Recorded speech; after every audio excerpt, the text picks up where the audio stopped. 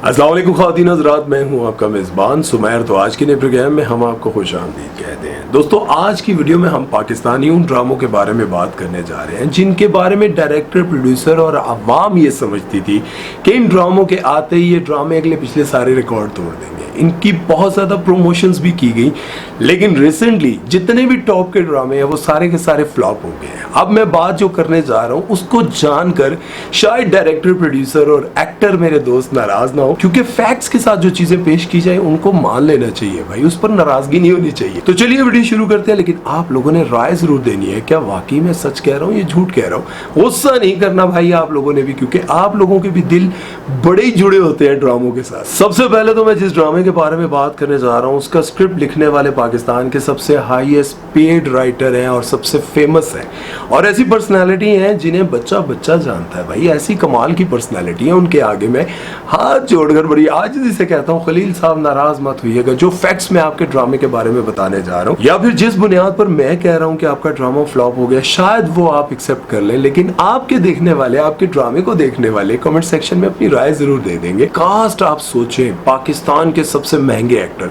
हुमायूं सईद, उसके बाद यमुना जैदी, उसके बाद अदनान सिद्दीकी, और भी बहुत सारे ऐसे एक्टर्स हैं जो पाकिस्तान के टॉप के एक्टर्स हैं। यमुना जैदी तेरे बिन के बाद इतनी सुपर डुपर हिट थी, और तेरे बिन ने जो रिकॉर्ड तोड़ बिजनेस किया वो आप सभी जानते हैं। उसके बाद इनका ये जेंटलमैन पहला ड्रामा था, और दूसरी तरफ अगर देखा जाए तो हुमायूं सईद पाकिस्तान के सुपर डुपर हीरो हैं। पाकिस्तानी फिल्मों में, ड्रामों में जो काम भी करते हैं सुपर हिट जाता है, जिसने हर बंदे को रुला के रख दिया था भाई दानिश की डेथ पर, और महविश की बेवफाई पर लोगों को गुस्सा आता था। ऐसा कमाल का ड्रामा, उस सुपर हिट ड्रामे के बाद हुमायूं सईद का टीवी पर ये पहला ड्रामा था जेंटलमैन। और इस ड्रामे की प्रमोशन ऐसे की गई थी कि एक तरफ हम टीवी का अवार्ड शो चल रहा था और दूसरी तरफ इस ड्रामे की प्रमोशन चल रही थी। तो पाकिस्तान के जितने बड़े एक्टर्स हैं उन्होंने अवार्ड शो, हम टीवी का अवार्ड शो छोड़कर हुमायूं सईद के इस ड्रामे की प्रमोशन को ज्यादा तरजीह दी। सभी वहां पहुंच गए, और बहुत सारे वो एक्टर्स भी जो किसी इवेंट नहीं जानते वो इस इवेंट पर मौजूद थे। उसके बाद यमुना जैदी और हुमायूं सईद ने लियारी में जाकर इस ड्रामे की प्रमोशन की, क्योंकि इसका एक्सेंट और अंदाज भी कुछ वैसा ही था। लियारी के लोगों को बहुत पसंद आना था। ये सारे जाकर वहां पर बड़ी बड़ी प्रमोशंस कर आए, लेकिन ये ड्रामा बुरी तरह से फ्लॉप हो गया। और वो कैसे हुआ आप पहले अंदाजा लगाएं कि जिस तरह से ड्रामा सीरियल तेरे बिन के एक एक एपिसोड पर 25, 30, 50 मिलियन व्यूज, मेरे पास तुम हो के 50 मिलियन व्यूज आ रहे हैं, और दूसरी तरफ ड्रामा सीरियल जेंटलमैन को देखा जाए तो इसके व्यूज हैं total 3 million, 4 million, 3 million, 4 million, 5 million views भी नहीं आ रहे थे। अब जाहिर है एक तरफ आपके एक ड्रामे के एक एपिसोड पर 50 मिलियन व्यूज आ रहे हैं, और दूसरी तरफ जेंटलमैन ड्रामे के 3-4 मिलियन व्यूज आ रहे हैं। तो अंदाजा आप खुद ही लगा सकते हैं कि इस ड्रामे ने बाकी सुपर हिट ड्रामों की तरह बिजनेस किया या नहीं किया। चलते हैं नेक्स्ट ड्रामे की तरफ और आपको हैरान करते हैं कि अगला कौन सा ड्रामा है जिसने रिकॉर्ड तोड़ना था डायरेक्टर, प्रोड्यूसर और राइटर की नजर में, लेकिन ऐसा नहीं हुआ। दोस्तों, आज से 12 साल पहले पाकिस्तान में एक ऐसा ड्रामा बना था जिसने ना सिर्फ पाकिस्तान में बल्कि इंडिया में भी लोगों को देखने पर मजबूर किया था, और उसके हर एपिसोड का लोग बेसब्री से इंतजार करते थे। उस ड्रामे का नाम था जिंदगी गुलजार है, और इस ड्रामे में फवाद खान और सनम सईद ने काम किया था। फवाद खान ने ऐसा काम किया था कि इस ड्रामे की वजह से इंडिया में उनको बेशुमार फिल्में मिली, और सनम सईद को भी बहुत सारी ऑफर्स हुई, लेकिन वो अलग बात है कि उन्होंने रिजेक्ट कर दी।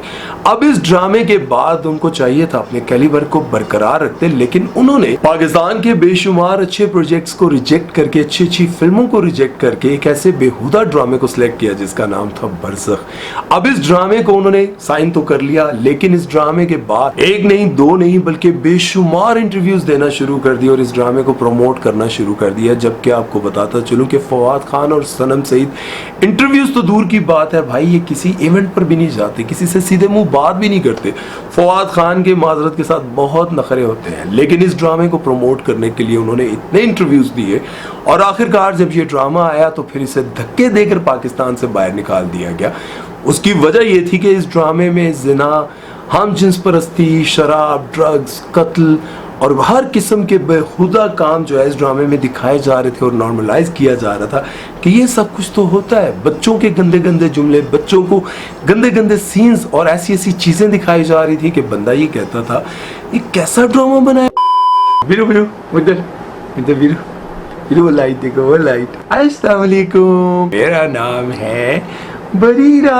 मैंने और बरीरा ने अपना एक YouTube चैनल अलग से बनाया है जिसका नाम है बरीरा के बाबा, क्योंकि उसमें मैं और सिर्फ बरीरा होते हैं और हम डेली अपनी एक्टिविटीज उस पर लगाते हैं। अब हमारे चैनल को बोलो सब्सक्राइब कर दो,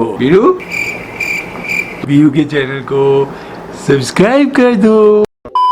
और फिर एक ऐसा ड्रामा देखने को मिलता है जिसे चंद लोग देख रहे हैं जो कि बहुत ज़्यादा पसंद कर रहे हैं, लेकिन इस ड्रामे के हवाले से भी मैं ये कहूँगा कि ये ड्रामा उस तरह से सुपर हिट नहीं हो सका जिस तरह से बाकी ड्रामे हिट हुए हैं। अब जो लोग इस ड्रामे को देख रहे हैं, जो इसके साथ जुड़े हुए हैं, वो उसको पसंद करते हैं, लेकिन अगर देखा जाए तो इस ड्रामे के भी मिलियंस में व्यूज़ नहीं है जिस तरह से 20, 25, 30, 50 मिलियन व्यूज़ होते हैं आजकल यूट्यूब पर। कहानी कुछ इस तरह की जिसकी वजह से शायद ये ड्रामा हिट नहीं हो पाया। और दूसरी तरफ लोगों का ये ख्याल था कि हमजा सुहेल, जो कि पहले अपनी जिंदगी में बहुत ज्यादा स्ट्रगल करते रहे और बिल आखिर रमजान में उनको एक ड्रामा मिलता है जिसका नाम है फेरी टेल। उस ड्रामे की वजह से वो रातों रात सुपरस्टार बन गए। पहले उन्होंने बहुत सारा काम किया लेकिन लोग उनको जानते तक नहीं थे, ये भी शायद नहीं जानते थे कि ये सुहेल अहमद साहब के बेटे हैं। और दूसरी तरफ अगर हम बात करें हीरोइन की, तो हीरोइन तो पाकिस्तान की नहीं बल्कि हॉलीवुड की भी मशहूर अदाकारा बन चुकी है जिनका नाम है सज्जल अली, और वो बॉलीवुड में भी काम कर चुकी है और आने वाले वक्त में शायद आपको एक बहुत बड़ी फिल्म है वो एक बार फिर से बॉलीवुड में नजर आए।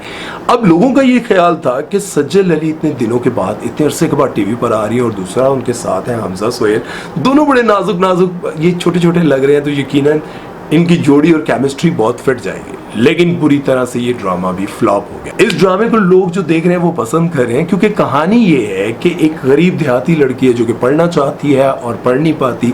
शहरी बाबू का इसका दीवाना हो जाता है और इश्क मिशूकी चलती रहती है। लेकिन बदकिस्मती से हमारी आवाम को आजकल इस तरह के प्रोजेक्ट्स चाहिए जिसमें देवर भाभी का चक्कर, ससुर जो है वो बहू पर नजर रखता हो, या फिर वो अपने शौहर को धोखा देकर किसी और के साथ। आप कोई ऐसा ड्रामा बनाते हैं जिसमें आप दिखाते हैं कि एक लड़की अपने शौहर को बहुत धोखा दे रही है, बहुत बदतमीजी करती है, जुबान दराजी करती है, या फिर आप ये दिखाएं कि मर्द जो है वो औरत पर बहुत जुल्म कर रहा है। हाय, बस औरतें अपना सर बांध कर ऐसे ये ड्रामा देखने लग जाएंगी, कहेंगी मेरे नाल भी इंज ही होंदा है, ऐसे ही बिल्कुल मेरी कहानी है, मैनू आज तक सच्चा प्यार नहीं मिला। एक बच्चा इधरों, एक बच्चा इधरों, एक कुत्ते अम्मा अम्मा मैनू रोटी दे, लेकिन सच्चा प्यार नहीं मिला होता। बहरहाल अगर आप इस तरह की कहानियां बनाएंगे तो सुपर डुपर हिट जाएंगे, लेकिन अगर आप ये सब कुछ दिखाएंगे, एक मासूम सी गांव में सीधी सादी सी लड़की है, वो आजकल कोई नहीं देखता भाई। और फिर एक ऐसे एंग्री यंग मैन का ड्रामा आपको देखने को मिलता है जिसके सारे ही ड्रामों में बेचारा रुस्सा रुस्सा रहता है, गुस्से में रहता है, और वो ड्रामे सुपर हिट हो जाते हैं। और उसकी वजह से उनके साथ आने वाली हर वो नई लड़की जिसे कोई नहीं जानता होता वो भी हिट हो जाती है। मैं बात कर रहा हूँ दानिश तैमूर की। दानिश तैमूर का ये ड्रामा तेरी छाँव में, ये ड्रामा बुरी तरह से फ्लॉप हो गया। बुरी तरह से फ्लॉप का मतलब ही यही है कि ये ड्रामा भी रिकॉर्ड तोड़ बिजनेस नहीं कर सका। हालांकि वो समझते थे कि दानिश तैमूर इस ड्रामे में बहुत फिट लग रहे हैं, बहुत मजेदार लग रहे हैं और ये ड्रामा सुपर हिट होगा। और आप लोगों ने शायद कभी ये बात नोट ना की हो कि दानिश तैमूर हमेशा एक नई लड़की के साथ काम करते हैं और उनके साथ आने वाली वो नई लड़की उनके साथ साथ सुपर हिट हो जाती है। जैसा कि आप लोगों ने ड्रामा सीरियल दीवानगी देखा, और दीवानगी में उनके साथ थी हिब्बा बुखारी। हिब्बा बुखारी को उस वक्त तक कोई नहीं जानता था, आप इस बात को माने या ना माने, कोई उनको नहीं जानता था। लेकिन जब ड्रामा सीरियल दीवानगी हिट हुआ तो हिब्बा बुखारी हिट हो गई। उसके बाद इनका एक और ड्रामा आता है कैसी तेरी खुदगर्जी, और उसमें थी दुरे फिशा। दुरे फिशा उससे पहले बिल्कुल नॉर्मल सी एक अदाकारा थी, लेकिन उस ड्रामे के हिट होने के बाद जो है दुरे फिशा सुपर हिट होगी। कभी कभार ऐसा होता है कि एक शख्स के बारे में आप सोचते हैं कि यार इसके साथ बंदे को डाल देते हैं, ये सुपर हिट है, खुद भी इसके साथ जिसको डालेंगे वो भी हिट हो जाएगा। लेकिन कभी कभार ऐसा होता है कि सब फ्लॉप हो जाता है, क्योंकि कामयाबी नाकामी ये सब आपके अपने मुकद्दर का हिस्सा है, आपके नसीब है। कभी कभार आप ना चाहते हुए भी कामयाब हो जाते हैं। ये ड्रामे उस तरह से सुपर हिट नहीं रहे जिस तरह से बाकी ड्रामों का इन लोगों को बेसब्री से इंतजार होता था। अब इन सारे ड्रामों में से किसी एक के बारे में भी मैंने नहीं सुना कि कोई आकर मुझे ये कहे कि यार उस ड्रामे पर रिव्यू करो, उस ड्रामे पर रिव्यू करो। हाँ, अलबत्ता एक ड्रामे के हवाले से मुझे ज़रूर कहा गया था, जर्द पत्तों का पन। इस ड्रामे के हवाले से मुझे कहा गया था कि इस पर रिव्यू करें, लेकिन जब मैंने व्यूज़ देखे तो इस ड्रामे पर भी उस तरह से व्यूज़ नहीं थे। और आप लोगों को एक और बात मैं आपको बताता चलूँ, जिस तरह खलील साहब का ड्रामा है, ये ड्रामा अगर ARY या किसी और चैनल पर चल रहा होता तो ये भी सुपर डुपर हिट होता, इसमें कोई शक नहीं है, क्योंकि थोड़ा डिफरेंट ड्रामा था, डिफरेंट अंदाज का था, डायलॉग्स, लैंग्वेज, ये सारी चीज़ें बिल्कुल डिफरेंट थी, तो ये ड्रामा शायद क्लिक कर जाता। बाकी ड्रामा तो एवरेज, मतलब एवरेज से मुराद जिस तरह हमारे ड्रामे अच्छे होते हैं उसी तरह का था। बहरहाल मेरा रिव्यू आपको हो सकता है कहीं पर अच्छा ना लगा हो तो माजरत लिख दीजिएगा नीचे कमेंट सेक्शन में, आप हमारे अपने लिख सकते हैं और मैं एक्सेप्ट कर लूँगा। ख्याल रखिएगा अपना, दुआ में याद रखिएगा। सुमैर चौधरी को दीजिए इजाज़त, आप बहुत सारी कामयाबियाँ पाएँ, खुश रहें, आबाद रहें। जब कभी दुखी हों तो आप मुझे इंस्टाग्राम पर मैसेज कर सकते हैं। अल्लाह हाफ़िज़।